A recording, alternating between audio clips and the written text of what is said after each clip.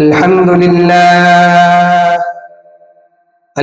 لله وكفى وسلام على عباده الذين اصطفى أما بعد فأعوذ بالله من الشيطان الرجيم بسم الله الرحمن الرحيم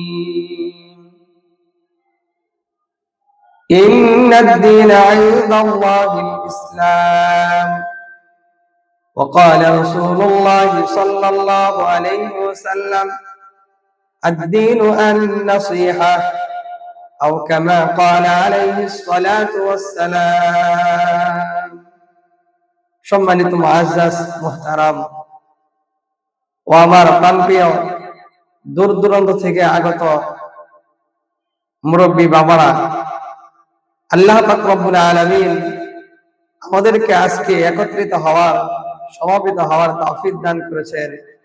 সেজন্য আমরা দিল থেকে একবার কালিমাত শুকর আদায় করি, আলহামদুলিল্লাহ।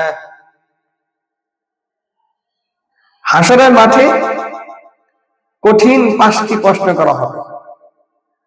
আল্লাহর হাবিব সাল্লাল্লাহু আলাইহি ওয়াসাল্লাম বলেন, কিয়ামতের ময়দানে বান্দার পা সরবে না যতক্ষণ না পর্যন্ত 5টি প্রশ্নের উত্তর না দিবে।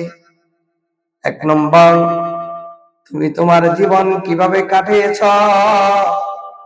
2 নম্বর, তুমি তোমার যৌবন কোথায় ব্যয় করেছ? 3 নম্বর, তুমি তোমার উপার্জিত সম্পদ কিভাবে উপার্জন করছ? 4 নম্বর, সেই অর্থ সম্পদ কোথায় ব্যয় করেছ? 5 নম্বর, আল্লাহ পাক রব্বুল আলামিন তোমাকে যে জ্ঞান দান করেছে, ইলম দান করেছে, ইলম অনুযায়ী তুমি কতটুকু আমল করেছ? সূত্র তিরমিজি শরীফ, হাদিস নং 2416। হে আল্লাহ, আপনি আমাদের সকলকে সঠিক পথে চলা সহজ করুন।